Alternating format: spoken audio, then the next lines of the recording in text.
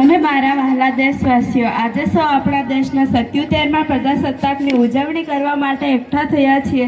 26મી જાન્યુઆરી એ માત્ર રજાનો દિવસ નથી, પણ આપણા માટે સ્વાભિમાન અને ગૌરવનો દિવસ છે. ઐતિહાસિક મહત્વ: 26મી જાન્યુઆરી 1950ના દિવસે આપણું બંધારણ અમલમાં આવ્યું હતું. ભારત એક સંપૂર્ણ લોકશાહી રાષ્ટ્ર બન્યું હતું. ડૉક્ટર બાબા સાહેબ આંબેડકરના નેતૃત્વ બનાવેલ આ બંધારણ આપણને સમાનતા અને ન્યાયનો અધિકાર આપે છે. આપણો સંકલ્પ આજે 20/2026માં આપણે વિકસિત ભારત તરફ ખૂબ ઝડપથી આગળ વધી રહ્યા છીએ, ત્યારે આપણી જવાબદારી વધુ વધી જાય છે. આપણે ટેકનોલોજી, પર્યાવરણ અને શિક્ષણના ક્ષેત્રે દુનિયાને એગ્રેસ બનાવવાનું છે.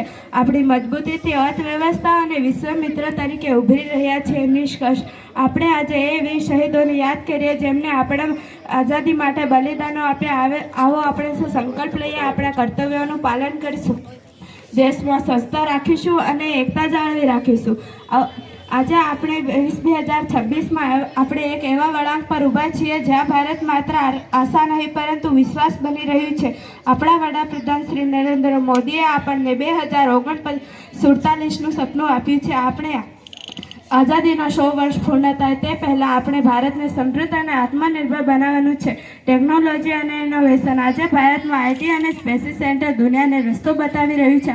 આપણે ટેકનોલોજી અને વિજ્ઞાનનો ઉપયોગ કરીને ભારતને પ્રગતિના પંથે લઈ જવાનું છે. સામાજિક જવાબદારી: માત્ર આર્થિક જ નહીં પરંતુ આપણે ભારત સ્વચ્છતા, એકતા, નારી શક્તિનું સન્માન એ પણ ભારતનો પાયો છે. અવનવા 20-22 વર્ષો આપણા માટે સુવર્ણકાળ છે. આપણે સખત મહેનત અને પરિશ્રમથી કામ કરવું જોઈએ. આપણે સૌ પ્રતિજ્ઞા લઈએ કે આપણા કર્તવ્યોનું પાલન કરીશું, દેશમાં ભેદભાવ ભૂલીને માત્ર ભારતીય બનીને રહીશું અને આપણે ભારતના વિકાસમાં આપણો ફાળો આપીશું. જતાં એટલું જ કહું છું, અલગ છે વેશ, અલગ છે ભાષા, છતાં પણ અમારો દેશ છે એક. ભારત માતા કી જય. વંદે માતરમ. ખૂબ ખૂબ આભાર.